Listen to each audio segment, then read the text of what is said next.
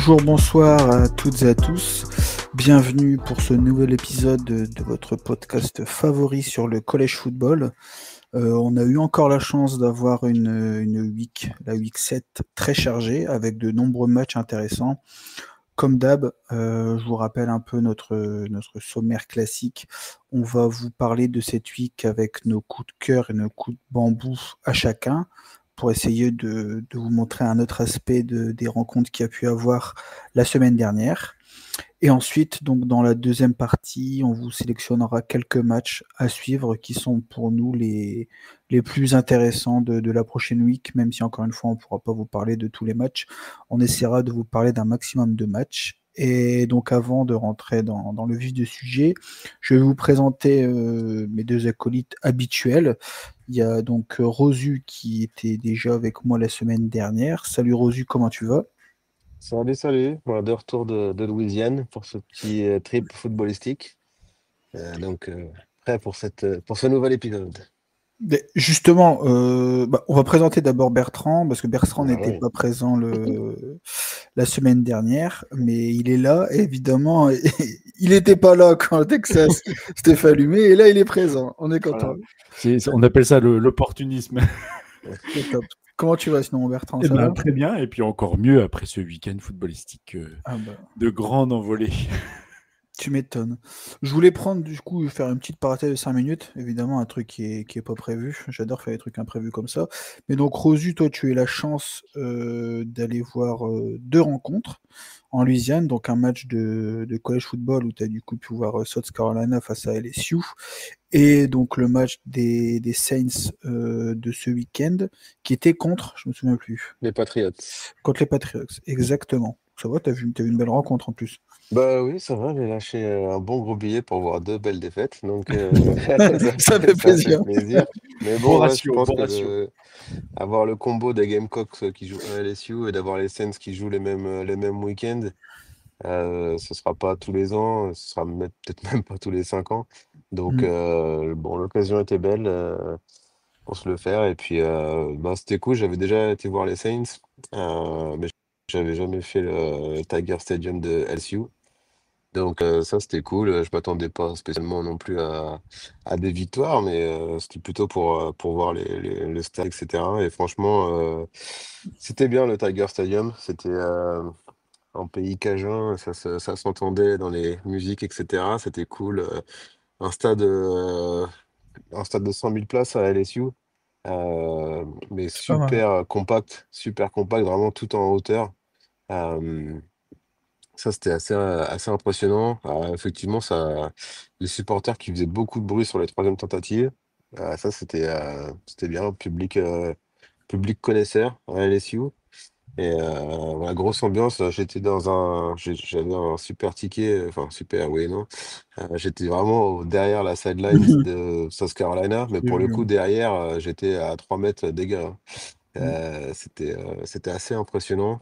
Par contre, pour voir le match, c'était pas ouf. Heureusement qu'il y avait les écrans géants. Ouais, Parce mais que du coup, ouais, bon, on t'étais voyait trop rien, bas. mais, Ouais, ouais, là, ça va à une vitesse sur le bord du terrain, c'est quand même assez c'est ouf. impressionnant. Ouais. Qu'on voit pas trop, même quand on est un peu plus en hauteur, où on voit plus le match. Bon, Mm. c'est qu'ils vont vite, mais quand ils sont tout au bord, c'est vraiment super rapide. Et puis surtout, les monstres que c'est les Ouais, mecs, physiquement, c'est certains, impressionnant. Ouais. quand tu vois qu'il y en a quand même voilà, qui se détachent parmi les autres, alors que les autres, c'est déjà tous des masters, tu te dis, Mais bah, ils ont waouh, déjà laisse-moi. le corps NFL ready, comme qu'on aime bien dire. Ça doit être une énorme bête. Donc c'était bien, c'était intéressant dans un sens de voir les matchs comme ça, vraiment en bord de terrain pour le coup. C'était assez original en tout cas. Et puis du coup, bah, ça valait le coup de faire l'expérience du voyage, puisque c'était vraiment différent que de voir le match à la télé, quoi. Bah C'était oui, pas tu aussi bien m'étonnes. pour voir les actions, mais par contre pour sentir le stade, pour voir les joueurs, etc., c'était vraiment bien. Donc super. Et puis pour les Saints, c'était un match aussi qui était assez serré jusqu'au bout, Mm. donc c'était sympa, euh, globalement. En Superdome, pas qu'on a connu plus en ébullition T'es pas fou, ouais. que ces temps-ci, mais Mais bon, c'était sympa quand même. Et puis voilà, ça m'a permis de me faire découvrir New Orleans à ma petite. Donc je, voilà, un petit peu de Très belle ville tourisme en en même plus, ouais. temps à la Mm. Nouvelle-Orléans. Bon, ouais, je suis pas spécialement fanatique finalement. Peut-être que j'en Ah ouais? attendais trop, et puis Ouais, faut finalement, peut-être, ouais. en vrai, j'ai pas été si impressionné que ça. Mais par contre, du coup, ouais, on a fait la Louisiane, on a été faire le airboat dans le bayou, etc. avant. Ah ouais, Donc, cool. on a envoyé du lourd pour ce week-end. C'est top, t'as bien raison, tu l'avais mérité. Mais du coup, la vraie question que j'ai un petit peu, je pense que ça pourrait intéresser un peu tout le monde. On fait tout le temps un peu cette comparaison donc entre la NFL et la NCAA, donc le college football. Souvent, bon, c'est par rapport aux jeux vidéo qu'on peut justement, nous, extérieurs, voir la différence au niveau atmosphère, au niveau ambiance, etc. Toi, quelle est la grosse différence vraiment que tu as vécue? Parce qu'en gros, tu as fait les deux matchs coup sur coup.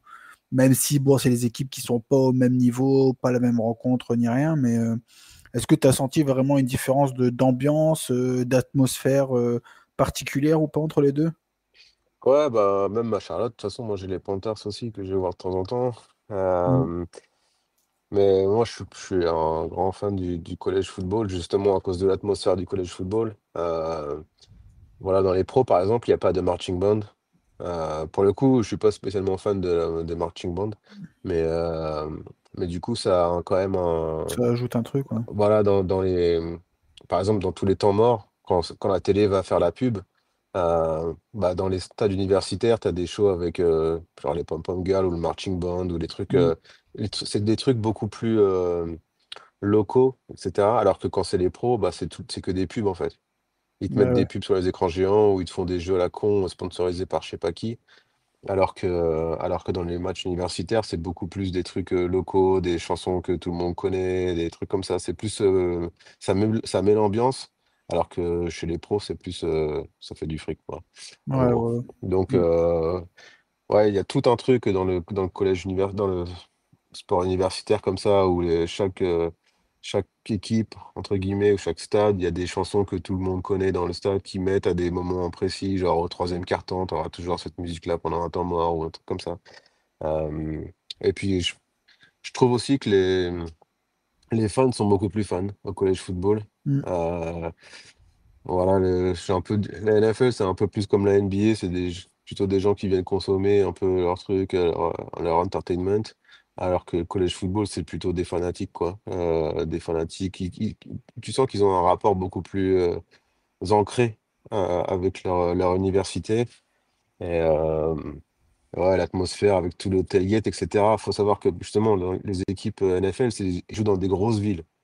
Ouais. Donc, c'est un peu particulier parce que il n'y a pas spécialement de grands parkings, etc. À côté des stades, c'est toujours un peu la merde d'ailleurs pour se garer. Mais dans les villes de college football, c'est souvent des villes qui sont un peu moyennes. Et du coup, ça veut dire que c'est pas du tout prévu pour avoir trois fois, pour avoir Bah tant ouais, de gens qui tu viennent voir m'étonnes. un match. Enfin, par exemple, Columbia ou même Bâton Rouge. Genre Bâton Rouge, ça fait 200 000 habitants, le stade il fait 100 000. Donc Ok. t'imagines bien que les infrastructures routières pour 100 000, elles sautent dans un match comme ça. Et par contre, là, tu as des grands parkings, c'est tailgate, etc. Longtemps avant le match. Et par exemple, un truc qui est tout con, mais si tu viens en avance, on va dire 3 heures avant le match, tu vas avoir des bouchons de ouf pour te garer. Si tu viens un peu en dernière minute, sur la dernière heure avant le début du match, tu passes comme une lettre à la poste. En fait, tout le monde est déjà là. Tout le monde est déjà au stade, ouais. Donc Ils ont voilà, fait tout l'avant-match, en fait.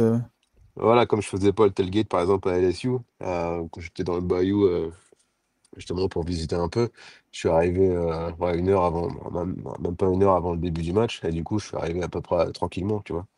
Donc, ouais, les gens, ils sont là pendant toute l'après-midi, et ils se mettent plus ou moins des murs, certains. Euh, Il n'y a pas ça chez les pros, en fait. Il y a des tailgates un peu, mais c'est pas le même. Je pense que c'est pas le même délire. Et puis, par exemple, un truc qui est assez surprenant, moi qui ai une quarantaine maintenant, quand je vais avoir un match universitaire, tu vois plein de jeunes, quoi. Ce que tu vois pas forcément dans un match pro, parce que déjà, les prix des billets sont beaucoup Ils plus sont énormes, ouais. Mm. importants. Alors que, par exemple, dans les universités, tu as toujours des sections pour les étudiants, où pour eux, c'est quasiment gratos, je crois. C'est gratuit, Mais ouais. du coup, ça te fait un nombre de jeunes en fait que t'as pas l'habitude de voir. En général, c'est quand tu vas bosser, bah tu les vois pas parce que ça, Bah ouais. t'es avec des gens qui bossent aussi. Quand tu vas à l'école, tu vois des parents. Donc tu vois pas trop de jeunes universitaires dans la vie normale au final. Et là, t'en vois plein de nanas dans des tenues d'ailleurs plus ou moins. Il fait chaud, quoi. Il fait chaud en Ouais. Louisiane. Ouais, voilà, il fait chaud en Louisiane, on va dire. Ils mettent un peu plus d'ambiance, du coup, les jeunes, que Bah ouais, ouais. Puis dans la c'est logique, quoi. même, Puis même c'est de leur façon fac. générale, et c'est un peu plus aussi les gens, c'est pas péjoratif, mais c'est plus des provinciaux, on va dire, par rapport aux grandes villes même de chaque État. Donc c'est un public qui est un peu différent aussi, tu vois. Ils sont un peu plus de De passion. redneck, on va dire.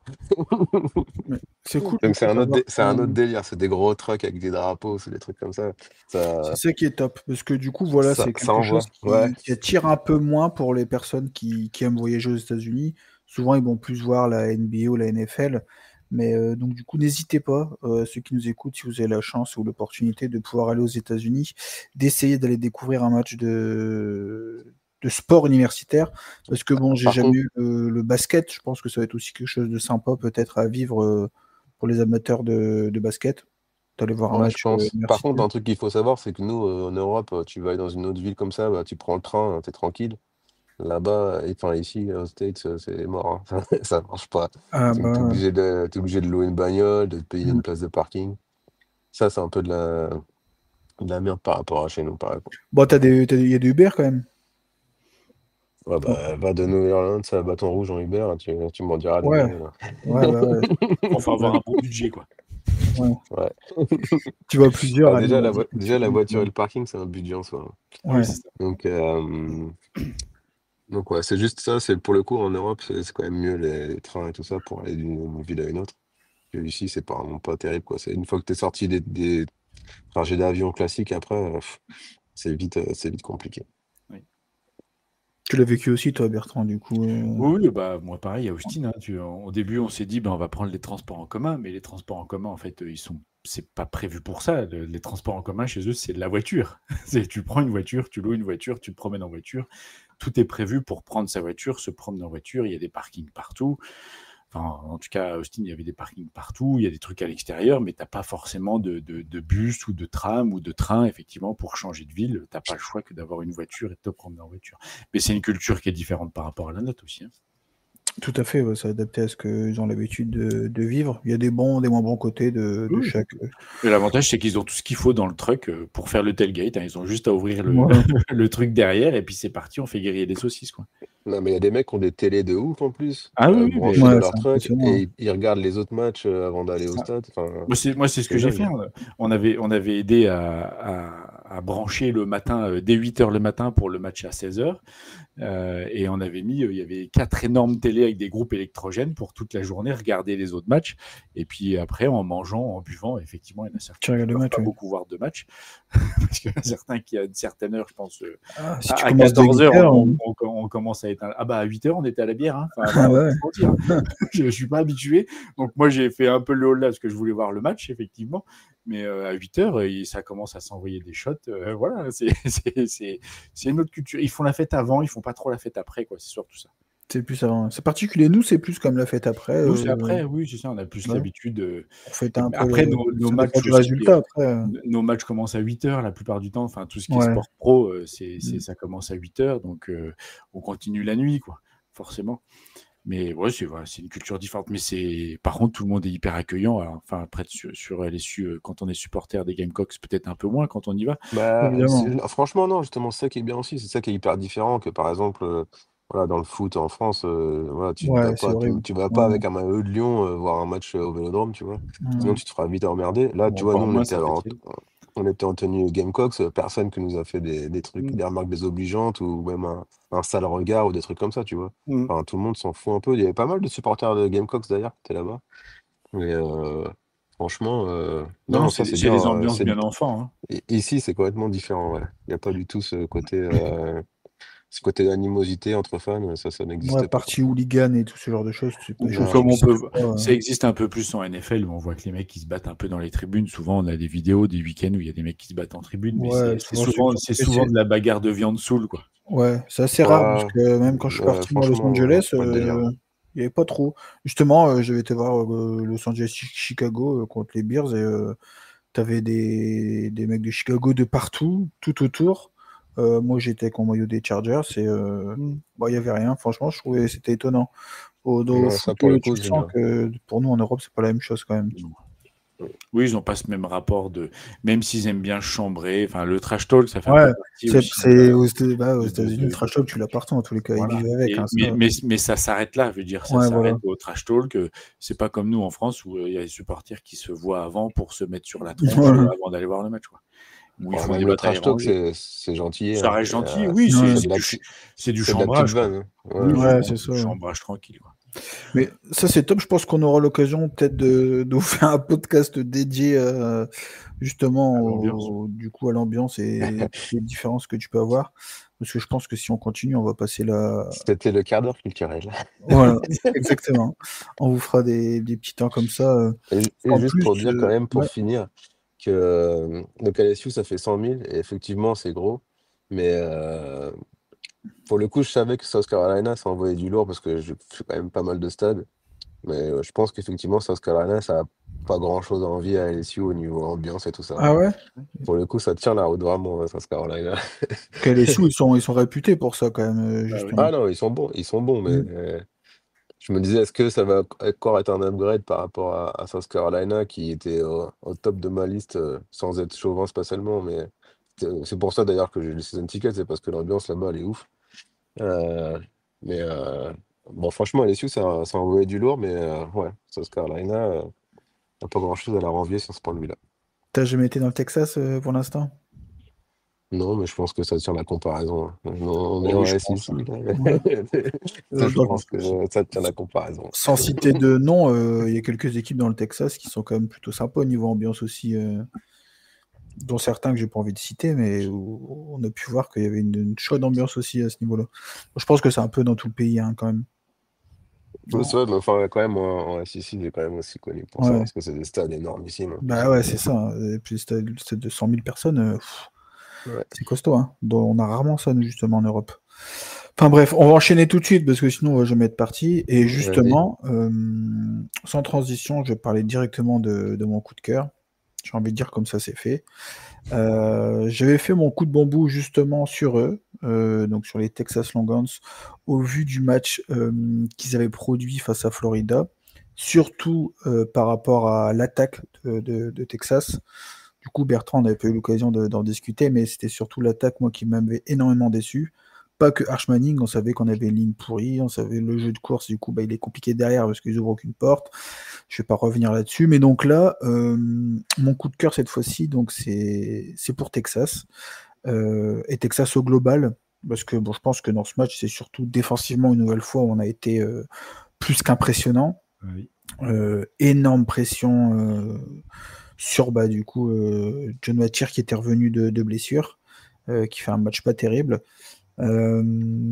Notre squad de DB a été très bonne aussi. Ils ont scoré 2 field goals seulement. Mm. De l'autre côté, offensivement, on a fait aussi un très bon match offensif. Ce qui a fait du bien, c'est qu'on a réussi à courir dans ce match. Donc ça nous a ouvert un peu plus de possibilités pour Arch Manning. On l'a vu bon également dans ce match. À la passe, ça a été un peu plus correct au niveau de ses choix. Il a été propre.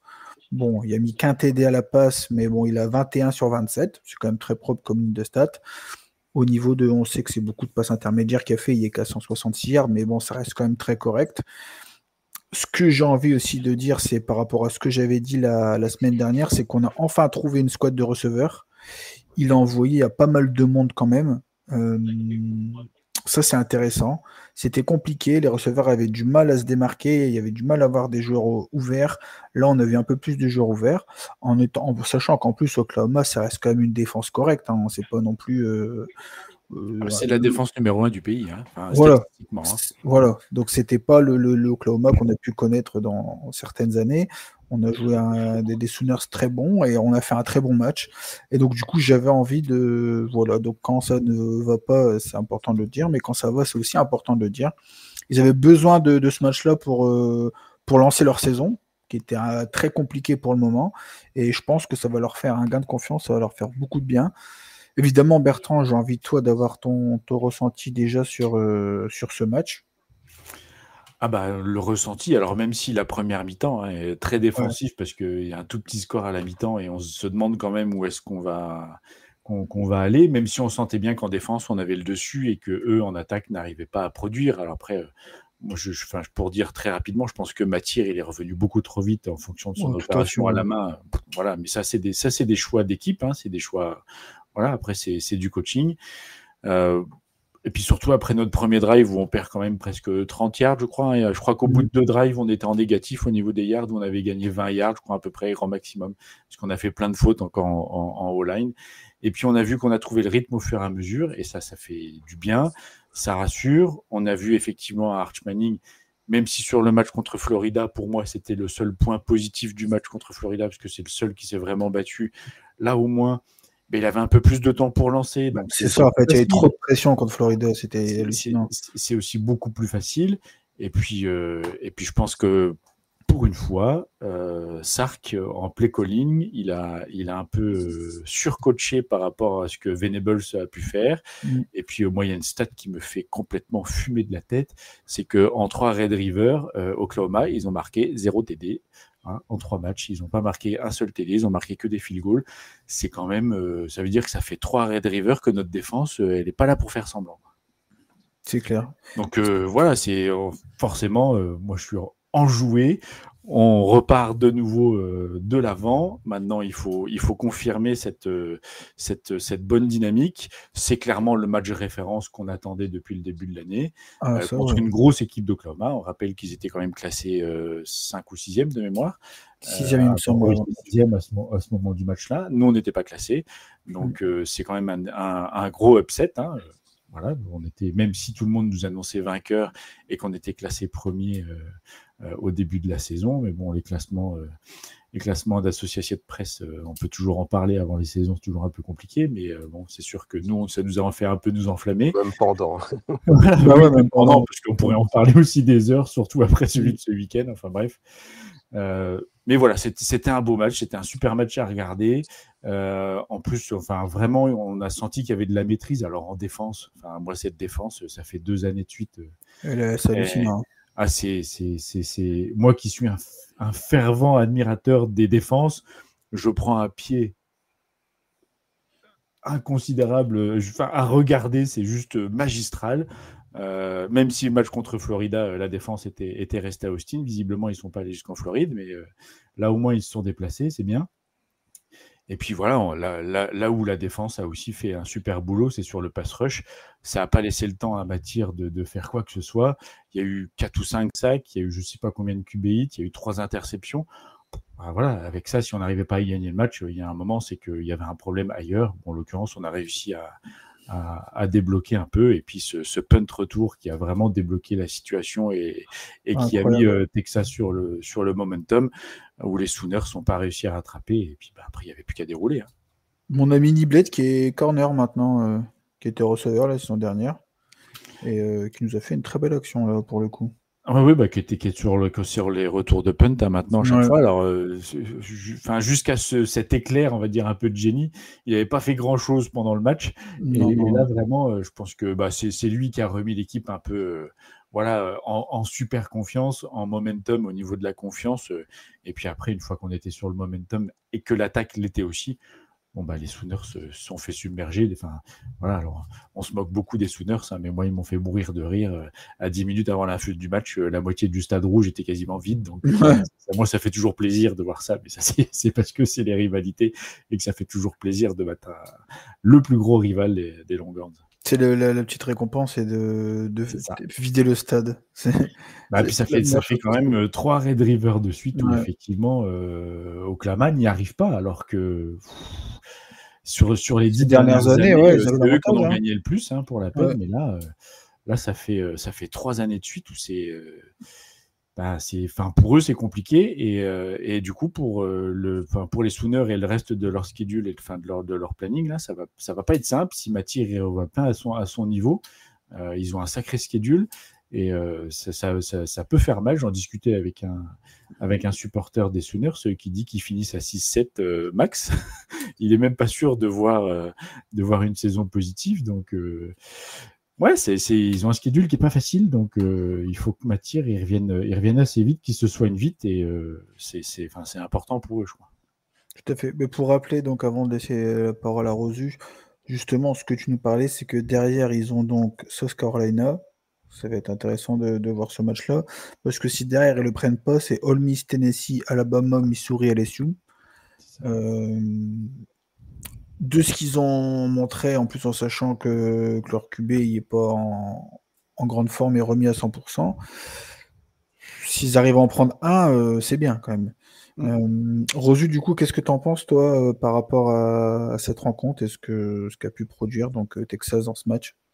Bah, j'ai pas eu l'occasion de voir le match, donc je vais pas en dire beaucoup plus. J'espère juste que Texas a bien travaillé nos amis Sooners et les amis bien fatigués et bien blessés pour le prochain match. Bon, Attention à la réaction d'orgueil, quand même. C'est ça qui peut être compliqué je aussi. pense que tu auras un matière qui sera pas 100%, à mon avis, de ce qu'il Surtout montrait. qu'il a signé plein de fois pendant le match, je disais, mais il y a un moment, il faut le sortir, quoi. Et il a pris cher en plus, quand même. Ouais, il prendra cher la semaine prochaine aussi. Bah c'est ouais. sûr. Bah, ça tombe bien, c'est le but. Moi, je n'attendais qu'une chose, et vraiment, on faisait une watch party avec un ami, on regardait en même temps, et j'ai dit, mais il y a un moment, sortez-le, parce que vous allez le tuer pour le reste de la saison, quoi. On voyait bien qu'il n'y arrivait pas, il prenait des coups à chaque action, quasiment, il se faisait saquer, il se faisait taper. Enfin, il y a un moment, sortez-le. Et le pire, c'est qu'il y a eu pas mal de jeux où Venables l'a envoyé courir contre une défense qui a pris quasiment, très peu de yards. C'est méchante en plus, ouais. Je dis à un moment, ils veulent sacrifier sur l'autel du football américain. C'est quoi le délire? Protège ton joueur qui était candidat avant ce match pour le Heisman. Là, je pense qu'il a pris un peu cher. C'est clair. En plus, on en parlait la semaine dernière du coup avec Rosu. Pour moi, il jouait pas en plus le match. C'était un peu une surprise de le voir quand même. Il l'avait annoncé en day-to-day 4-5 jours avant, et puis voilà, pour avoir suivi un petit peu les entraînements d'avant-match, c'est lui qui a pris toutes les reps à l'échauffement, donc on s'est dit voilà, il joue, c'est parti, quoi. Moi je pense qu'il est revenu trop tôt, clairement. Je pense qu'il est revenu trop tôt. Bah bon, le gars c'est un senior aussi. Oui, il veut prouver, et puis c'est un gros match, c'est une rivalité. Ce genre de match-là, il s'it dit j'aurais peut-être plus l'occasion de le jouer aussi. Bah, il aura plus l'occasion de le jouer. Bah ouais, voilà.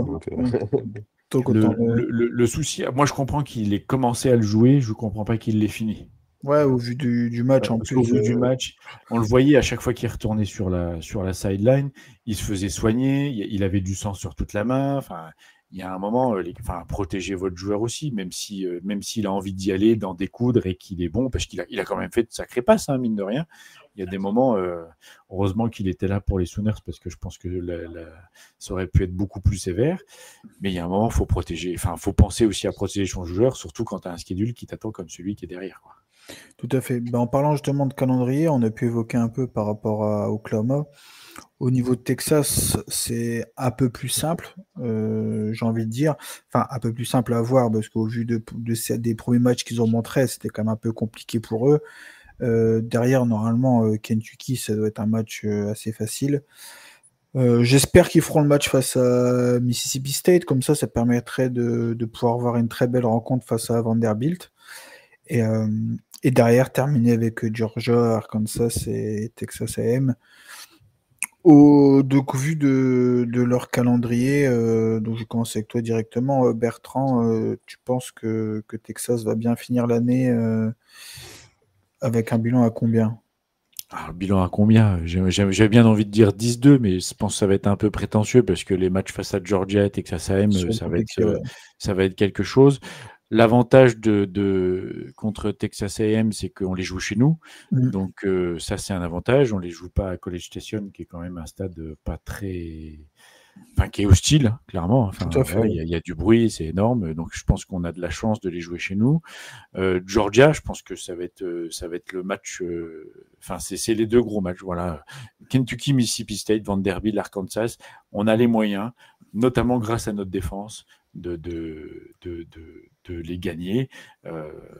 Georgia, Texas A&M, c'est déjà un peu plus compliqué. Donc, moi, j'ai bien envie de dire que les 6 matchs qui restent sont à notre portée, mais au vu du début de saison, je suis pas à l'abri d'un écueil et d'une défaite qui serait pas surprise face à Georgia et Texas A&M. Mais du Même coup, Vanderbilt, il faut faire gaffe quand même. Hein, il faut pas les prendre de haut, effectivement, mais je pense que notre défense c'est Vanderbilt, ça repose sur un joueur, c'est Diego Pavia.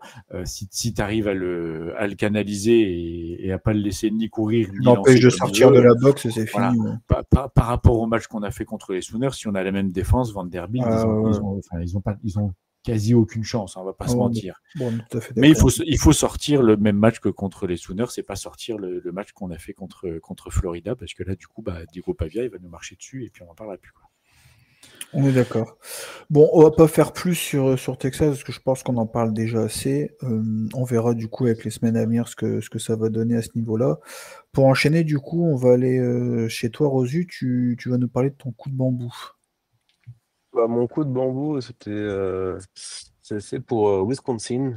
Les Badgers qui font pas une saison extraordinaire. Ils ont commencé à 2-0 et maintenant qu'ils sont rentrés dans les matchs un peu difficiles, c'est un peu difficile du coup.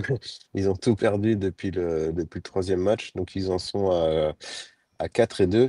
Mais pourquoi je les mets en coup de bambou particulièrement, c'est parce que ils viennent de se prendre 37-0 à domicile et contre Iowa qui était même pas classé. Euh, donc ça pique un peu là. Je ne sais pas s'il y a eu des changements dans leur coaching staff, mais je pense qu'une deuxième comme ça, ça se traduira par des changements. Euh, donc ouais, c'est assez rare de voir une équipe de ce calibre-là. C'était pas une équipe top 25 non plus, mais c'est quand même un programme historique, Wisconsin. Euh, Se faire éclater comme ça à domicile avec le zéro, avec le bon gros zéro. À la limite, si tu perds 37-7 ou 37, Ouais. même Il y a un field goal. 37-3 déjà, c'est moins grave que ça. Ils avaient perdu les matchs précédents contre Alabama 38-14, Maryland 27-10, Michigan 24-10. Donc ça, bon, c'était encore correct, on va dire. Mais là, 37-0 et en plus à domicile, c'est vraiment moche. Donc là, je sais pas si les joueurs ont lâché ou quoi que ce soit, mais ça vaut bien un coup de bambou en tout cas de se prendre 37-0 à la maison. On est d'accord, j'ai surtout envie de retenir la ligne de stade de leur QB, la Hunter Simmons. Ouais. C'est assez rare de voir ça. Il a tenté 21 passes, il en a complété 8. Très beau pourcentage pour 82 yards, 0 TD, 2 interceptions. Ouais, et puis l'average à 3,9, c'est pas non plus dingo, quoi. Donc le fou, mec, s'il 3,9. a pas une drag route ou un running back pour le sauver au dernier moment, il a pas grand-chose, quoi. De ouf, c'est clair Donc que dur. c'est compliqué de produire offensivement avec un QB dans ce genre de match. J'ai pas Ouais, vu combien de fois s'il s'est fait sac pas mal. J'ai pas vu les stats à ce niveau-là. Mais il s'est pas fait sac en plus. Donc, ouais, non. il a pas l'air À d'avoir eu noter trop aussi de que, pression. que, que Iowa, ils ont mis tous leurs touchdowns à la course aussi. Donc ça devait être Ouais, un très match bien aussi à match à courir, quoi. l'ancienne. Iowa, on sait bien Un bon on match, n'est pas dans le spectacle et dans la finesse. un bon match de Big Ten. Ça devait être beau à voir. Donc pour essayer d'avancer, on va aller donc du coup de ton côté Bertrand et tu vas nous parler de ton coup de cœur. C'est un très beau coup de cœur en plus. Alors, un coup de cœur, alors pas forcément par rapport à ce dernier match qu'ils ont fait là contre Washington, mais moi je parle de Ole Miss, des Rebels, qui font une sacrée saison, qui sont à 6-0. Donc là, ils ont réussi à éviter le piège des Cougars de Washington State à domicile. Mais qui du coup font une saison, je ne vais pas dire qu'ils sortent un peu de nulle part, parce qu'on savait que c'était une grosse équipe, on s'attendait à ce qu'il y ait du costaud, mais autant que ça, là ils sont classés 4e. Moi personnellement, je les aurais pas vus aussi haut au bout de 7 matchs, de 6 matchs, enfin voilà, de 7 week-ends. Ils sont invaincus. C'est une équipe qu'il faut prendre au sérieux. Je pense que ça joue bien, c'est agréable à regarder en plus. J'ai regardé un petit peu alors les résumés condensés de leurs différents matchs et franchement, je suis assez surpris. leur QB qu'on n'attendait pas forcément, qui est quand même un senior, fait quand même une bonne petite saison, Trinidad Chambliss, qui est pareil des stats assez correctes. Il a 65% de complétion, 1286 yards, il met 7 TD, il se fait intercepter qu'une seule fois sur le début de la saison. C'est plutôt beau. Et puis du coup, il y a la semaine prochaine un match dont on va parler, mais peut-être un peu spoilé déjà. Il y a Ole Miss contre Georgia, qui va être un gros match pour le reste de la saison pour les deux équipes, et qui va être très très ouvert, même si tout le monde donne Georgia largement devant, surtout que ça se joue chez les Bulldogs. Mais du coup, voilà, c'était le coup de cœur de ce week-end, parce que pour l'ensemble de leur début de saison, voilà, ils sortent un petit peu. Alors voilà, je répète toujours pas tout à fait de nulle part, mais c'est plutôt agréable. Ça a battu LSU, ça a pas joué des grosses équipes pour le moment. Là, leur schedule va un petit peu se complexifier avec Georgia, Oklahoma, South Carolina, Florida et puis Mississippi State d'ici la fin de la saison. On va voir si ça tient. Et puis, clairement, je pense qu'ils vont avoir une place en play-off, à moins qu'ils s'écroulent complètement. Mais en tout cas, ils sont bien partis pour. Donc, ça va être intéressant de voir ce que ça donne en play-off contre des très grosses équipes aussi. Tout à fait. Mais c'est vrai que c'est pas une équipe qui sort de nulle part, mais c'est pas vraiment une équipe qui faisait beaucoup parler d'eux dans ce début de saison. C'est une équipe, on savait qu'ils étaient corrects et qu'ils allaient faire une bonne saison. Mais de là à être invaincus, ce qui est important, comme tu l'as dit, c'est que leur match référence est face à LSU, qu'ils ont réussi à prendre évidemment. Derrière, ça a été des matchs un peu plus simples à jouer, mais des matchs qu'il fallait gagner, ils les ont gagnés. Ils font les matchs qu'ils doivent faire, ils n'ont pas fait de faux pas. Pour l'instant, ils sont sérieux. C'était important, je pense, de parler d'Ole Miss parce qu'on les avait pas encore évoqués, il me semble, au vu des derniers matchs qu'on a fait. Et ça reste quand même une équipe qui est invaincue. Il en reste pas non plus 50 dans le top des équipes du collège football. Rosu, est-ce que tu veux ajouter un petit mot sur Ole Miss en particulier? Non, bah, Ole Miss, c'est un programme qui est toujours bien. Il y avait plus euh, des choses moins évidentes avec le départ de Jackson Dart. En NFL, ils ont commencé avec Simmons, son quarterback. Maintenant, ils sont partis sur Chamblis. Donc, il y a voilà, ils font un peu comme ils peuvent. Mais pour l'instant, bah, ils font bien, en tout cas. C'est vrai qu'ils ont eu un schedule jusqu'ici qui a été relativement correct, à part LSU. Abordable. Mais ouais, l'année dernière, ils avaient mis une pilée à South Carolina, d'ailleurs. C'est le seul match où South Carolina s'était vraiment fait détruire. Euh, bon, on attendra la revanche qui est à venir bientôt à Williams-Brice Stadium.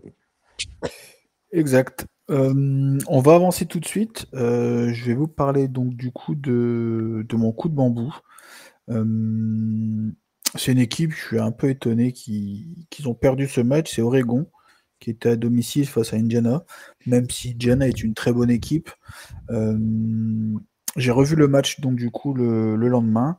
Ce qui m'a le plus étonné, c'est surtout sur la gestion de ce quatrième quart-temps et plus précisément Dante Moore. Alors j'ai pas de news dessus particulièrement s'il y avait un problème ou quoi dans ce quatrième quart-temps, mais ils ont totalement craqué dans cette fin de match qui était serrée. Je le rappelle, ils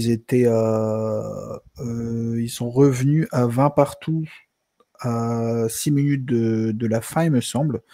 Derrière, Dante Moore, il nous fait 2 interceptions en fin de match, coup sur coup, et 2 mauvais choix en plus.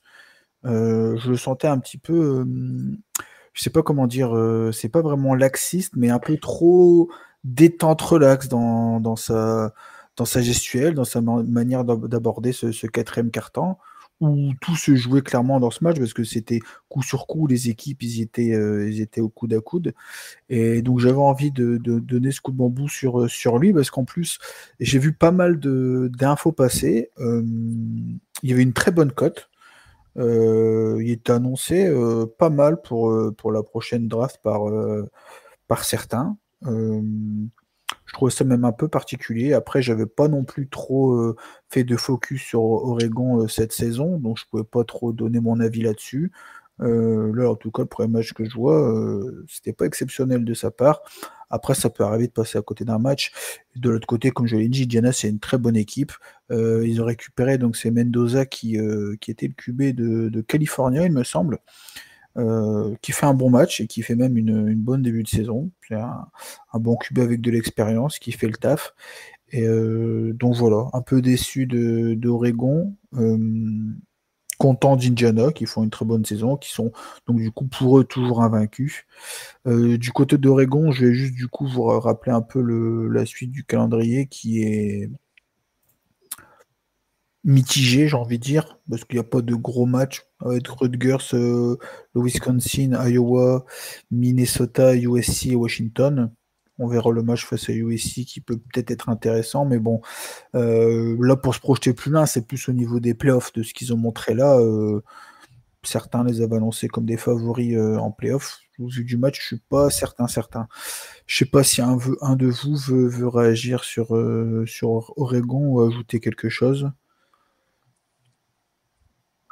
Non, bah, Non, Oregon, voilà, ils ont quand même battu difficilement Penn State. On voit que Penn State, c'était pas si compliqué, ouf que hein.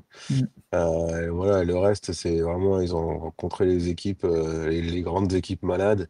Oklahoma State, Oregon State notamment. Oregon State qui a viré son coach d'ailleurs. Mais Oregon State, ils sont en 0-7, je crois. Oklahoma State, ils doivent être dans un 1-6 ou un truc comme ça. Ils Euh, donc, sont... euh, voilà, ils ont rencontré pas mal d'équipes malades jusque-là. Et quand ils rencontrent l'équipe en forme, ça passe pas. Euh, donc un peu de chance pour eux, on va dire. Ils ont un calendrier qui est somme toute abordable. Mais bon, Mhm. sur la fin, par exemple, USC, ça pourrait les sortir de la course, hein. Donc Tout à fait, ouais. attention quand même à Oregon. Et puis voilà, ouais, attends de voir, hein. Ça reste qu'une seule défaite. Donc bon, pour l'instant, ils ont grillé un peu un joker, mais tout n'est pas perdu. Encore une fois, quand on voit leur calendrier en Big Ten, je suis désolé, mais quand on voit le calendrier certaines d'autres équipes en SEC, il On va n'y en a pas parler par photo, la hein. suite, hein, mais oui, il n'y a clairement pas photo, ouais. Mais justement, enfin, je trouvais que les gens certaines personnes s'enflammaient un peu trop autour d'Oregon et de Dante Moore, au vu justement de, pour l'instant, le calendrier qu'il y avait, ce qu'ils avaient produit. Et là, comme tu le dis, dès que tu prends une première équipe, un premier match test, bah, tout de suite, ça passe pas. Et on le voit pourquoi. Bertrand, du coup, je sais pas si tu veux ajouter quelque chose par rapport à ça. Non, bah, la même chose, je pense qu'on les a peut-être vus un peu trop beaux en début de saison, avec un calendrier beaucoup trop simple. On s'attendait à un Penn State qui était plus costaud, on en parlera juste après, et du coup, en fait, qu'il ne l'est pas. Donc, ils n'avaient pas encore rencontré de véritables équipes, en tout cas costauds, et on voit qu'à la première équipe, ça trébuche. Donc, et puis ça trébuche pas de manière méritante. Enfin voilà, c'était pas un match. Enfin, il y a eu plein d'occasions ratées, il y a eu plein de décisions pas folles. Donc ça pose question. Donc il faut vite qu'ils remettent le pied à l'étrier. Bon, comme l'a dit Rosu, hein, ils ont un schedule qui est quand même assez simple, hormis USC. Donc attention à ce qu'il n'y ait pas une deuxième, une deuxième accartade, un deuxième pas de côté, puisqu'effectivement ça pourrait vite les sortir d'une course déjà et à la Big Ten et potentiellement en playoff, quoi. On est d'accord. Donc pour enchaîner, Rosu, tu vas nous parler de ton coup de cœur. C'est très intéressant d'ailleurs. Ouais, mon coup de cœur, c'est pour un type sorti de Don sait d'où, sorti de nulle part, Trades Green, Titan de LSU. J'ai regardé ses stats de carrière, le mec, il n'avait jamais rien fait jusque-là. Pourtant, je l'ai vu, comme je le disais, en bord de terrain. Mm. Le mec, tu le vois sur le terrain, tu te dis, mais c'est qui lui? C'est qui ce géant, quoi? Numéro 14 de LSU, inconnu au bataillon. Le mec, il nous a mis la misère, le gars. Il fait 8 réceptions, 119 yards, un TD. Euh, voilà, je sais pas où est-ce qu'ils l'ont caché avant. C'était la surprise du chef pour ce match-là, mais il nous a fait trop mal. Et franchement, même comme je disais, au milieu des autres, il a quand même l'air d'un géant, quoi. Et je crois qu'il fait 6-7, donc il doit faire ses 2 mètres tranquille, le gars. Et donc c'est un peu un pivot NBA qui joue là. Et franchement, il nous a fait un mal incroyable. Il y a un des touchdowns de LSU qui est pour lui, justement, où c'est une petite fade dans la end zone. Franchement, il n'y a rien à faire, quoi. Il nous a fait une Jimmy Graham un peu. Voilà, le mec, il a juste à lancer en l'air et puis basta, quoi. C'était fini. Et franchement, il a été super, voilà, super bon sur ses réceptions. Et voilà, je sais pas comment ça se fait parce que ses stats sont. Il était déjà là l'année dernière, c'est un sophomore. Il n'avait pas spécialement de stats en réception. Et voilà, je crois qu'il a 10 réceptions sur toute la saison, dont 8 Oui, c'est vrai. le dernier match. Donc je sais Tout pas à d'où ils l'ont fait, ouais. sorti. Mais hallucinant, quoi. Et franchement, on a vu que lui dans le match. Les autres receveurs de LSU, voilà, Nick Anderson, par exemple, une réception pour 2 yards. Byron Brown, 2 réceptions pour 22 yards. Voilà, rien d'exceptionnel. Franchement, la défense de South Carolina, elle tient la route. Mais alors lui, il nous a mis la misère. C'est lui qui a passé tous les plays décisifs, c'était pour lui.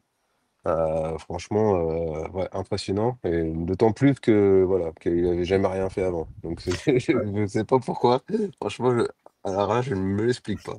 Mais Mais il y je a des pense que matchs lui, des on va fois le revoir où bientôt parce que ouais, tout quand on a réussit, ouais. une arme comme ça, franchement, le type n'a même pas besoin de courir vite ou quoi que ce soit. Il met une tête à son défenseur, qui que ce soit. Donc, et puis il attrape bien ses ballons. Main Franchement, il a fait solide, des, ouais. des bons catchs. Donc voilà, je comprends pas pourquoi pourquoi il avait rien fait avant. Ce Donc qui est hallucinant, c'est ça, c'est belle découverte. pour rebondir à ce que tu dis, c'est le delta entre ses stats justement avant cette rencontre.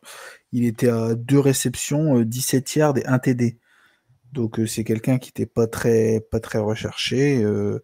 Et là, clairement, c'est le match qu'il fait exploser.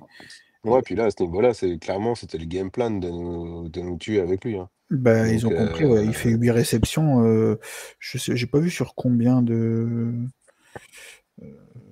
J'ai pas la Les stat sur targets. combien de. Ouais, pour mais moi, il a pas droppé il a pas dû dropper spécialement beaucoup, je pense, parce non, qu'en non. plus, 119 yards, c'est impressionnant quand même. Ouais, non, puis c'était des gains importants à chaque fois. Enfin, pas importants dans le sens du nombre de yards, quoi qu'il fait quand même 14 de moyenne, hein. Sachant que sur le touchdown, par Ouais. exemple, genre, il est à 5 yards de la ligne pour commencer. Euh, ouais, c'est vraiment, il nous a vraiment fait mal. Et surtout que voilà, je l'avais jamais vu ce mec-là. Donc, et puis pour le coup, de l'avoir vu en vrai à quelques mètres de moi, je peux confirmer que vraiment c'est un géant par rapport aux autres, quoi. Donc impressionnant. Et puis j'ai mis aussi en petit backup, un petit peu de coup de cœur, un autre gars de LSU que j'ai trouvé super bon, le DB Mansour Delane, qui est Mhm. crédité une seule passe deflected, mais quand même 5 tackles. Et puis franchement, il nous a complètement bouffé notre receveur numéro un, Vandrevius Jacobs, qui avait fait beaucoup de réceptions jusque-là. Et là, il a été limité à 2 réceptions à 18 yards. Et il nous l'a bouffé complètement, jamais ouvert. Et notamment sur une quatrième tentative sur la fin, bah, c'est là qu'il fait, je pense que sa, sa deflection. euh, sur une course où le receveur part bien et fait un retour, il le colle complètement et il arrive avant lui. Assez impressionnant. Il est, on parle de lui pour être sélectionné assez haut dans la draft. C'est un transfert Mhm. qui vient d'arriver à LSU. Bah, franchement, ouais, un pot de colle, le gars. Enfin, toute la défense de LSU était bonne, mais lui, je trouve il m'a particulièrement sauté aux yeux. C'était un match difficile pour South Carolina offensivement. D'ailleurs, le coach de la O-line s'est fait virer après le match. Bon, voilà, il y a eu des courses intéressantes, mais la Norris Sellers beaucoup trop sous pression, surtout avec des DB comme ça qui couvraient bien. Il pouvait pas faire grand-chose. Après, il y a des choses qui sont un peu de sa faute aussi, hein. Premier play du match, il fumble sur un play à la con. Je sais pas pourquoi il appelle un truc comme ça au premier play, mais enfin, débile, quoi. Une espèce de jet à moitié pourri. Bref. Donc, quand tu fais ça, tu t'arrêtes, tiens, tu prends 3 points. Et ensuite, tu démarres comme ça, franchement, déjà, ça te tue un peu tout. Et voilà, la défense qui font 2 turnovers énormissimes, un peu pour te sauver. Et derrière, en attaque, malheureusement, t'as pas fait grand-chose. Et la Norris Sellers, voilà, qui court un petit peu, mais il y a 2 fois où il se fait prendre pour intentional grounding, quand il court un peu derrière, etc. Et puis finalement, il est à balance en tribune, sauf qu'il est encore techniquement dans la poche. Ça aussi, c'est 2 fois comme ça où tu te prends 15 yards à chaque fois dans la tronche sur un truc comme ça. Et puis voilà, un nombre de pénalités, de procédures, voilà, qui est beaucoup trop important pour espérer faire quelque chose. C'est dommage parce que malgré tout, il y avait quand même, ça restait un match serré pendant très longtemps. Donc c'est c'est vraiment dommage de se tirer des balles dans le pied comme ça. Et, alors que la défense, elle tient plus que la route. Donc voilà, j'ai pas mis South Carolina un coup de bambou, mais voilà, j'ai T'étais pas loin. préféré, j'ai préféré dire ce qu'il y avait de bien du côté de LSU parce qu'il y avait des trucs bien aussi. Donc, voilà, c'est mon petit coup de cœur de la semaine. Traders Green. Eh bien, welcome, Mister. Ce qui est important du coup pour pouvoir échanger un peu sur South Carolina, ce match-là qui malheureusement ils n'ont pas trop produit offensivement, ou c'était pas ce qui était attendu. On l'a déjà rappelé plusieurs fois, mais pour rappel, en plus le Bah franchement, problème derrière, c'était pas mal. Ils drivaient pas mal jusqu'à ce qu'ils se prennent des pénalités de merde. Et quand tu te retrouves avec ouais, des deuxième et 20 ou quoi que ce soit à cause de ouais, c'est pénalités, compliqué de qu'est-ce que tu produire veux faire, derrière. quoi? Ouais. Ouais. Surtout contre LSU, bon, Ben, franchement, c'est dur, quoi. voilà. C'est exactement ça, ce problème, du coup, là, c'était la défaite face à LSU, mais pour rappeler, du coup, on parlait par rapport au calendrier de la Big Ten et de la SEC, pour sur ce que l'on est derrière, c'est Oklahoma, du coup, qui a descendu à la 14e place, Alabama, qui est 6e, Ole Miss, qui est 5e, Texas A&M, qui est 4e, et bon, derrière, après, 2 matchs un peu plus simples, surtout qu'un Clemson, qui n'est pas trop au rendez-vous cette saison. Ça risque d'être une suite et une fin de saison très complexe pour South Carolina. On attendait beaucoup, enfin des choses un peu plus intéressantes de leur part. À ce niveau-là, où t'en es pour toi, Rosu, tu penses que ça risque d'être une fin de saison compliquée, je suppose, Euh, pour vous? oui et non. Je reste persuadé que les équipes qui joueront South Carolina, faudra pas non plus se rater parce que sinon ça peut piquer. Mm. Euh, Après, est-ce qu'ils sont favoris pour les matchs qui arrivent? Pas forcément. Mais bon, en tout cas, la défense, elle est bien. Euh, voilà, s'ils arrivent finalement à arrêter ces pénalités à la con, voilà, et ils seront dangereux. Donc, c'est ça. Je pense que n'importe quelle des équipes qui viendra jouer contre South Carolina, tout le monde pensera que ce sera un match facile, mais ce sera pas facile. Euh, et puis voilà, South Carolina, il faudra se battre voilà, pour sauver ce qui est sauvable. Je pense que pour les playoffs, là, c'est complètement mort. Euh, et puis, il faut essayer voilà, d'accrocher un ball maintenant, parce que ça peut partir aussi assez vite vers une fiche assez détestable. Donc, voilà, que des grands matchs. Il y a quand même moyen de faire des belles choses, à mon avis. Euh, je pense que dans un sens, il n'y a plus grand-chose à perdre. Donc, Tout c'est à fait, ouais. plutôt, ça va être Mm. jouer l'upset à chaque samedi. Et je pense qu'il y en a un ou deux qui va passer. C'est ça justement pour rester positif, c'est qu'en fait, quand on part dans l'optique que les playoffs sont terminés pour South Carolina, au final, en tant que joueur, on sait universitaire qu'ils ont, pour certains, c'est peut-être leur dernière saison, d'autres 1 ou 2 saisons derrière. Ils vont jouer que des gros matchs, quasiment, que des bonnes équipes. Et pour eux, en fait, c'est un peu ça le kiff quand même.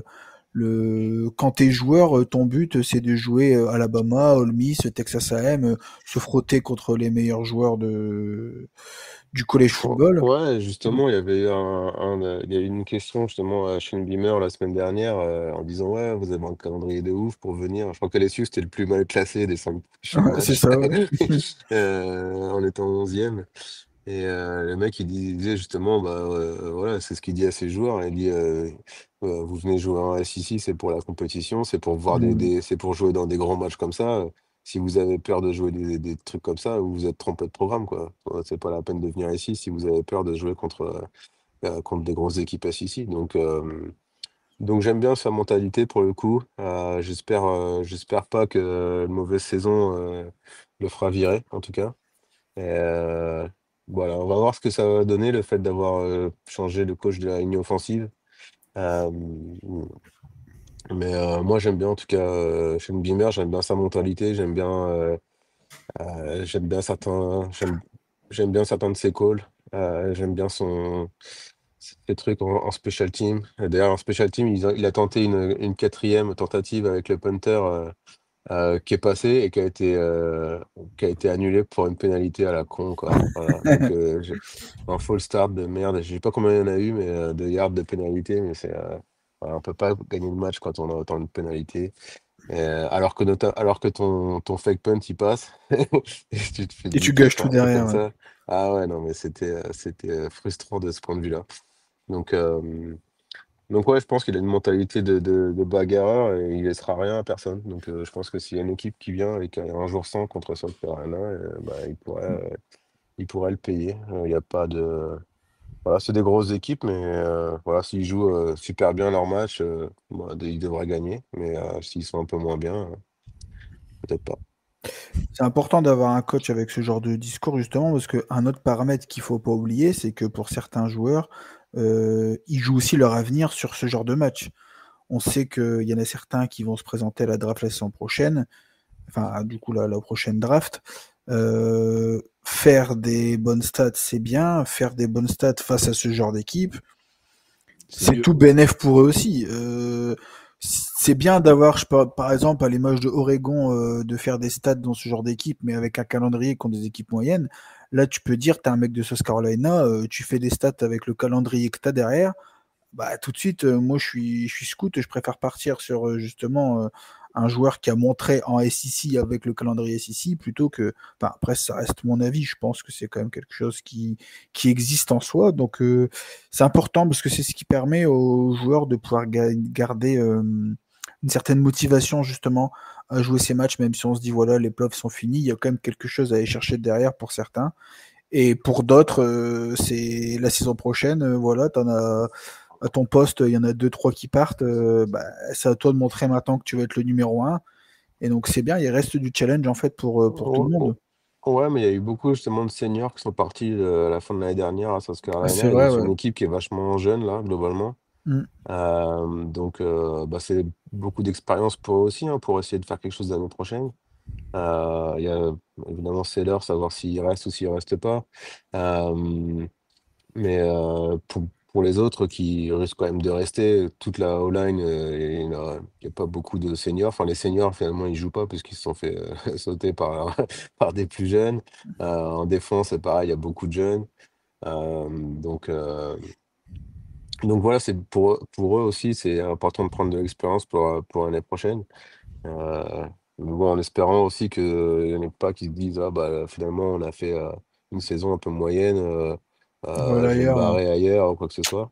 Mm. Donc voilà. Et par contre, ouais, voilà, un petit point, si moi j'étais athletic director, je pense que ça leur coûte pas trop cher, mais prenez un bon punter, quoi. Parce que ça doit pas coûter, un bon kicker, pardon, ça doit pas coûter si cher que ça et c'est super important, quoi. Le mec de South C'est Carolina, il incroyable. m'en Ah bouffe ouais. un par match encore. Et Mm. c'est pas possible, quoi. Je suis désolé, ça doit pas être si cher que ça d'aller prendre un kicker qui rentre tout dans une université, même moyenne. Pour le coup, là, l'opposition, ça compte pas, hein, spécialement pour un kicker.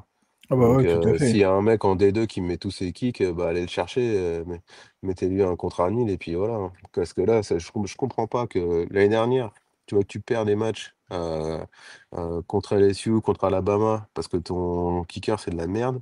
Donc, tu aurais été en playoff, en gros, si tu avais eu un kicker correct. Et là, tu te retrouves avec encore Tu un fais la même kicker qui est, connerie, qui ouais. est bidon, quoi. Là, qui nous rate il rate un kick en première mi-temps alors que on était devant au score. Voilà, il met tout le monde à plat, tu vois, à rater son kick. Franchement, c'est pas ça, je comprends pas, quoi. Pour le coup, avoir un mauvais kicker, ça me dépasse un peu. Quand c'est l'importance qu'ils ont en plus dans certains matchs. qui peuvent totalement faire gagner un match. C'est sûr que c'est important d'avoir un bon kicker et c'est étonnant dans votre situation de ne pas avoir fait le nécessaire à ce niveau-là. Bah ouais, Euh, et le mec de LSU, lui, il rentre tous ces trucs, hein. Tous ces kickers. Évidemment, c'est ça c'est ça qui fait la différence. Et En donc, tout cas. on va essayer d'avancer parce on a pris un petit peu de retard à ce niveau-là. On venait du coup au niveau du coup de bambou pour toi, Bertrand. Oui, bah, Très, très beau coup de bambou rapidement, en voilà. temps, rapidement, mais C'est pas la première fois qu'on en parle, mais Ouais. on pensait Penn State au fond du gouffre. Eh bien non, il y et avait finalement, encore un niveau en dessous. Ils ont réussi à perdre contre Northwestern ce week-end, alors d'1 point à domicile, 22-21. Mais du coup, la sanction immédiate, hein, le head coach John Franklin, out, merci, au revoir. Quand il était là depuis quand même un sacré nombre d'années, quand même, mine de rien. Et puis en plus, la tâche d'huile encore plus, parce qu'on peut encore aller plus profond chez Penn State, on peut encore creuser. Ils ont perdu Drew Allard, donc leur QB titulaire, qui était en dernière année, donc sa carrière en college, en football universitaire, c'est fini. Je sais pas jusqu'où ils vont aller. Je pense qu'ils vont encore creuser. Il y a un moment, ils vont trouver de la lave ou du magma ou je sais pas quoi, ou l'enfer. C'est selon les croyances. Mais je pense que ça peut encore descendre très très loin. Ouais, c'est dur. C'est dur à regarder pour une équipe qui était quand même en haut de tableau l'année dernière, qui était classée 3e en début de saison. Ça fait beaucoup là, non? c'est clair, surtout pour bon, malheureusement, voilà, il vient de se blesser, mais un Drew Allard qui est annoncé très haut dans la prochaine draft, qui a pas vraiment prouvé, et je pense qu'il a même fait pire au niveau des rencontres qu'il a pu jouer. Il y a un Lui, il doit global regretter de d'être resté pour le coup. ouais, pour le coup, Ah il oui, y a clairement. 8 TD, 3 inters, Son draft stock, 1100 comme on yards dit, à la passe. je pense qu'il est au même niveau que Penn State en ce moment. Il est plus classé, quoi. Ah, Je pense que là, ouais, c'est ouais. ça plus là, parce qu'en plus c'est une grosse blessure, hein, il s'est fracturé la cheville, donc Ouais. c'est quand même pas rien à ce niveau-là. Quand on voit les matchs qu'il a fait en début de saison, plus la fracture de la cheville, on ne sait pas comment il va s'en remettre. Au niveau de son ranking, au niveau de la draft, je pense que c'est la chute libre. C'est la chute libre. Surtout qu'il y en a certains en plus qui se sont un peu montrés et qu'ils ont monté. Lui, je pense qu'il avait fait une belle chute, hein. Mais il y en a d'autres, Ouais, hein. mais cela dit, on a dit ça de beaucoup de QB finalement, hein, qui étaient Ouais. annoncés Ouais, j'allais assez dire, il y en a haut, et puis d'autres, ouais. finalement, il n'y a pas beaucoup qui ont tenu leur rang, hein, Non. Non, jusqu'à effectivement, cette maintenant. année, On va dire que les Donc, favoris, justement, ils ont tendance à pas avoir trop prouvé. C'est certains qui se sont un peu plus montrés. Et les clubs Nick, Nussmeier, c'est pas non plus une saison ouais, dingue. Nussmeier, pour le coup, il a fait un bon match là contre South Carolina. Ouais. Il y a j'ai pas vu les deux inters, c'est des choix ou c'est juste bien joué de la part de la défense? Un peu des deux. Ouais, je ne saurais pas dire.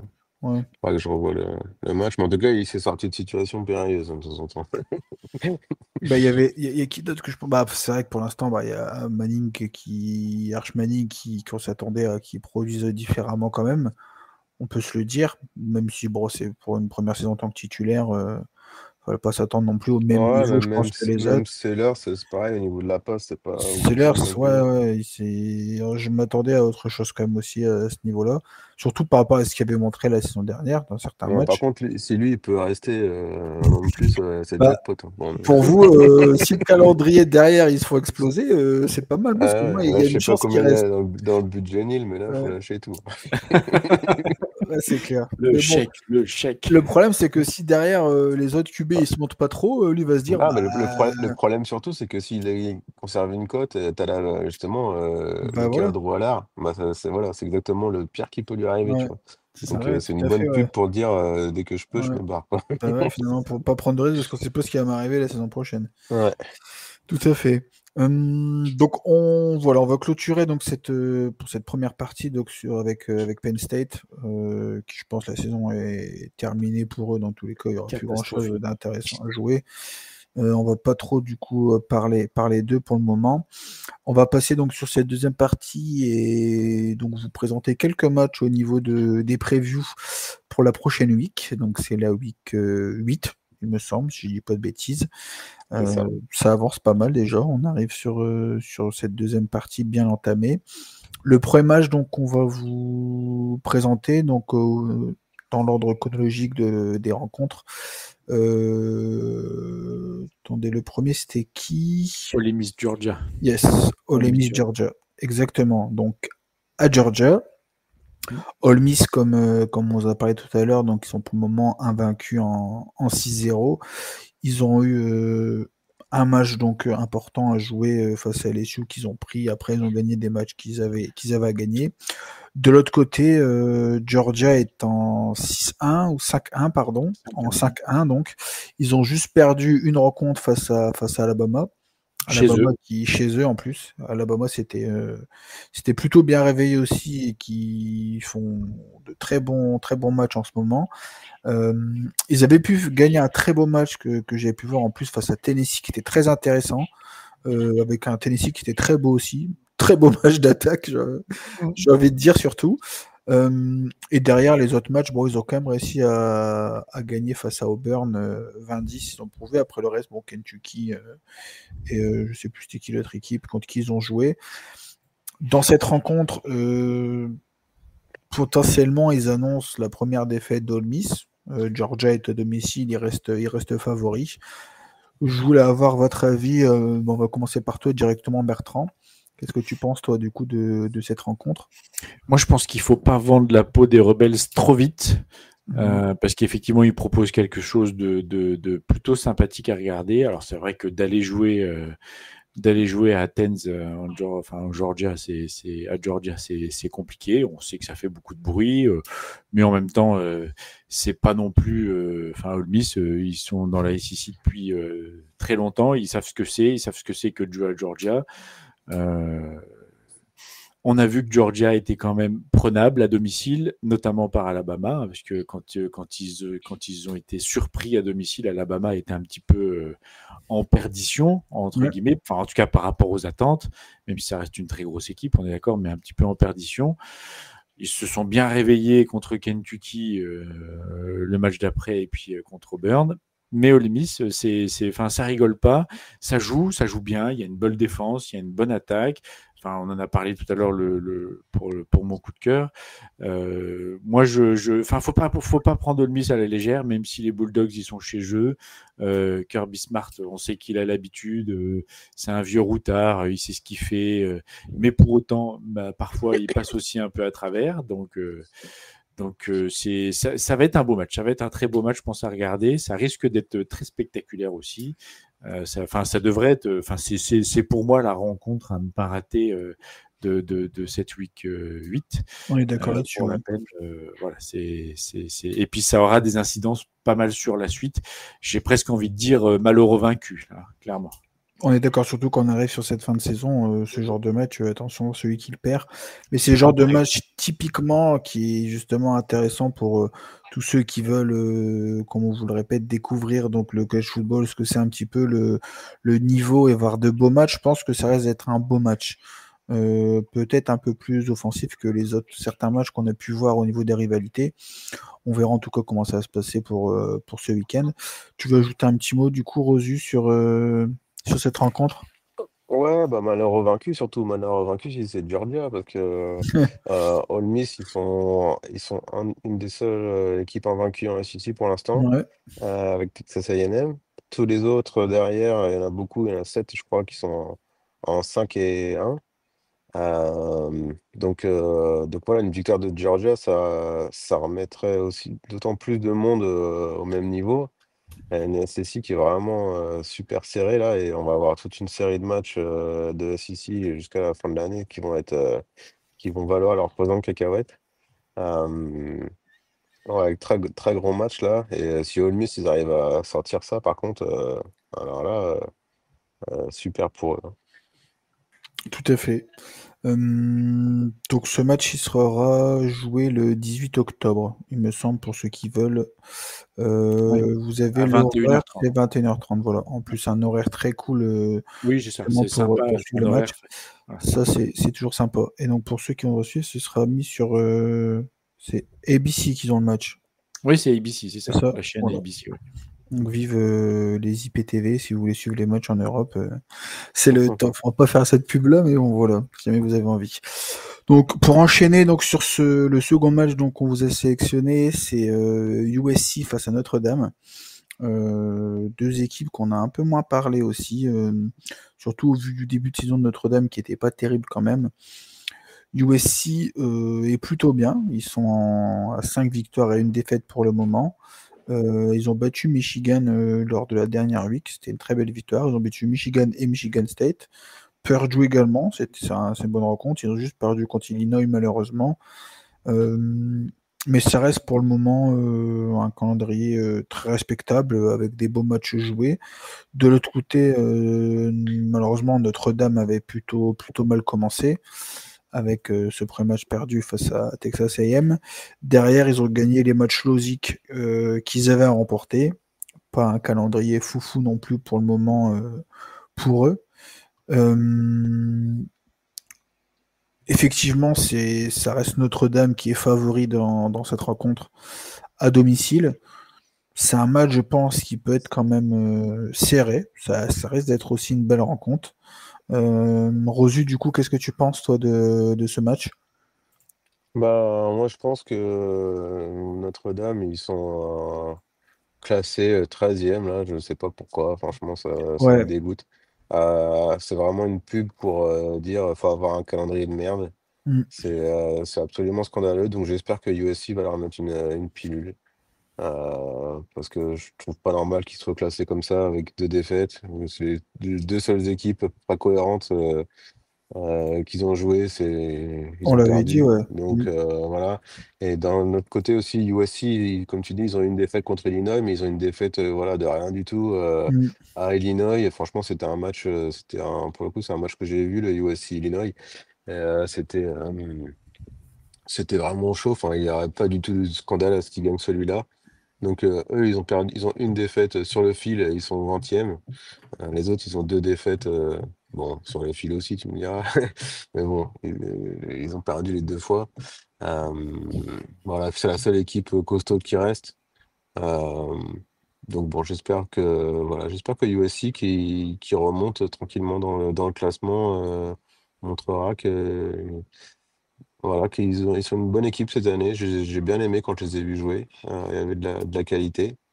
Donc on verra. C'est un match de rivalité, même si c'est 2 équipes qui sont géographiquement très éloignées. Ouais. Mais c'est 2 équipes qui avaient besoin un peu 2 équipes historiques et puis 2 équipes qui avaient besoin d'un gros match un peu dans leur saison. Donc c'est un match qui se joue très régulièrement. Et voilà, c'est un peu l'histoire de la NCAA, c'est des matchs comme ça. Donc, Tout à fait. donc intéressant à voir. Et puis voilà. Bon, cette fois-ci, pour le coup, je vais pas être neutre. Autant j'aime bien Notre-Dame, autant voilà, j'espère qu'ils n'iront pas en playoff avec leurs 2 défaites inaugurales et le reste de leur calendrier bidon. Ah bah clairement, là, si jamais ils perdent celui-là, par contre, c'est fini pour eux, parce que bon, ils auront joué trois vrais matchs dans leur saison, ils auraient perdu les 3. Est-ce que vous pensez qu'avec une défaite là face à USC, ils auront encore une chance d'être en playoff? Non, Non, non, non, non, on est non. d'accord, c'est terminé, ouais. Il mérite pas, là, Ah bah tout clairement. à fait. Déjà là, je pense que c'est compliqué. Bah déjà là, c'est compliqué, ouais, je pense aussi. Et Bertrand, qu'est-ce que tu penses du coup, toi, de cette rencontre? Oh bah, c'est toujours une rivalité historique du college football, donc c'est toujours intéressant. C'est aussi pour ça, enfin, moi, en l'occurrence, que j'ai aimé et que j'aime le college football.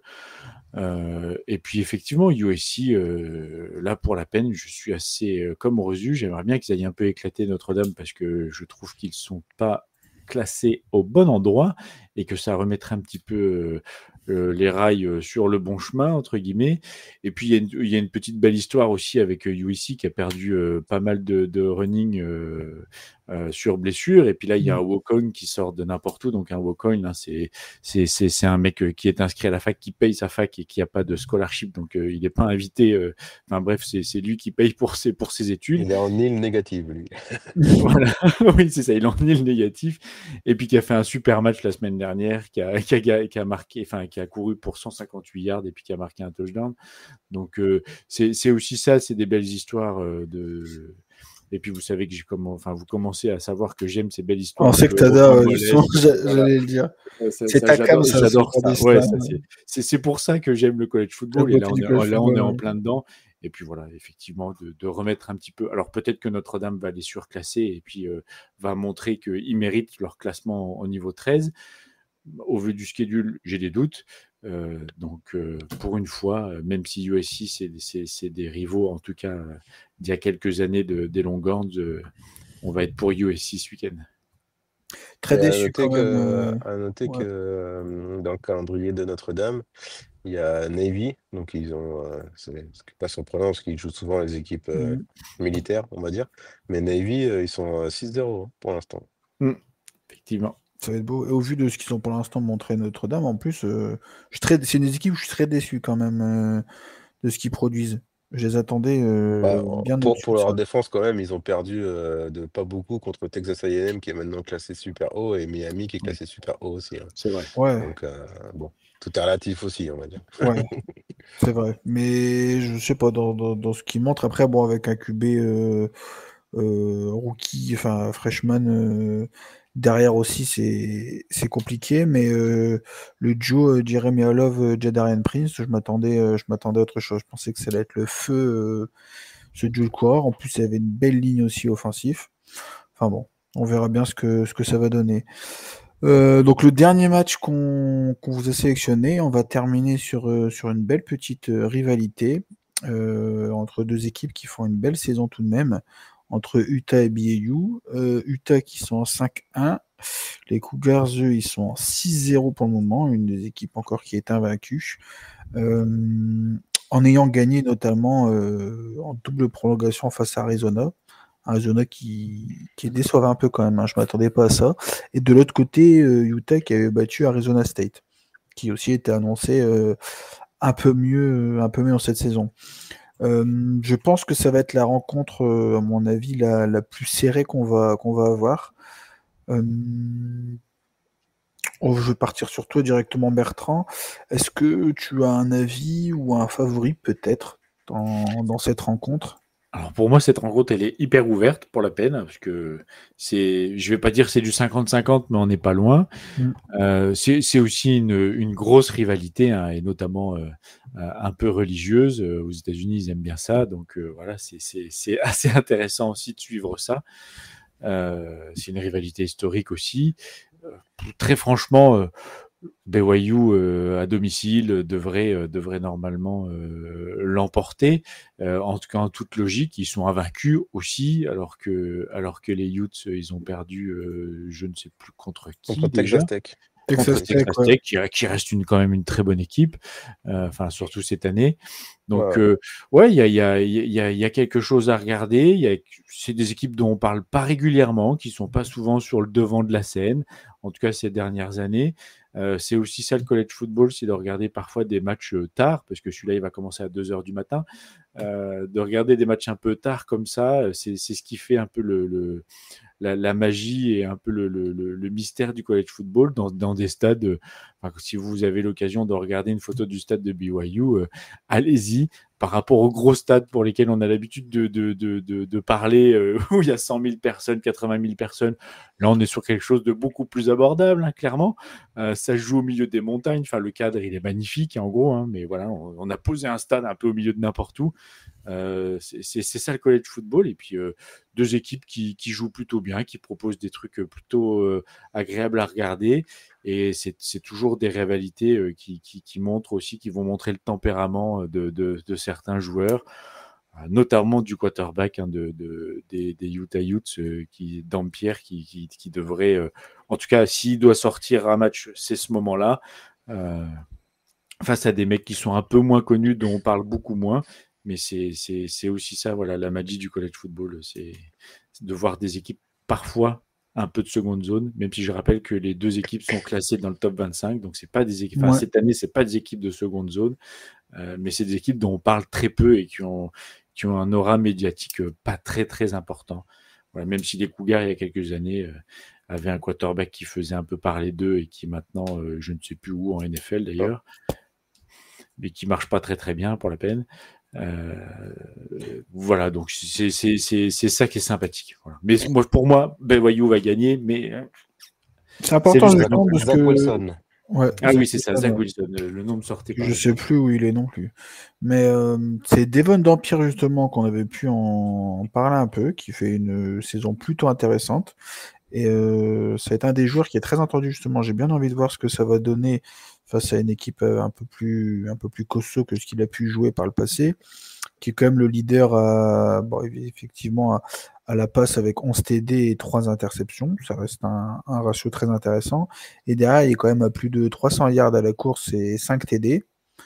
Donc c'est un joueur comme on aime, les double, j'ai perdu mes mots. Menace. Double menace. Exactement.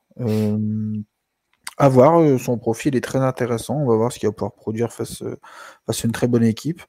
Pour toi, Rosu, du coup, tu vas nous conclure là sur ce rencontre. Qu'est-ce que tu en penses de ce match? Bah, moi, j'avais l'occasion de voir Utah contre Texas Tech, justement.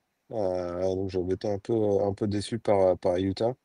Mais ouais, c'est un match qui donnait 49% Utah, 51% BYU sur ESPN. Je pense que c'est juste dû au fait qu'ils sont à domicile. Mais c'est une belle rivalité, c'est un beau derby pour le coup, comme on a un peu au football, géographiquement, culturellement, etc. C'est une rivalité très sympa. Euh, ouais, je suis un peu déçu, moi, justement, que le match soit si Si tôt que ça, tard. parce que ça arrive des Ouais. fois que quand c'est des matchs dans l'Ouest comme ça, ils commencent un peu plus tard, parce que là, ils vont être en même temps que USC Notre-Dame, alors que des fois, ils arrivent à les faire commencer pour que ce soit la nuit dans l'Ouest.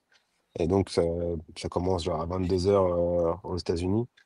Donc, j'aurais pu voir la fin potentiellement si je regardais pas USC Notre-Dame. Donc, on va voir comment le match évolue. Pas sûr de pouvoir le voir, mais en tout cas, c'est une rivalité toujours sympa. Tout à fait. Parfait. On a terminé du coup sur ces matchs qu'on voulait vous présenter et sur sur ce podcast en général. On vous retrouvera du coup la semaine prochaine, donc même format, même programme, même personne, tout ce qu'il faut. Merci de nous avoir écoutés. Merci à vous deux de m'avoir accompagné une nouvelle fois. Et donc on vous souhaite donc du coup une très bonne journée ou une très bonne soirée à tout le monde et à la semaine prochaine. Ciao ciao. Salut à tous! Ciao tout le monde.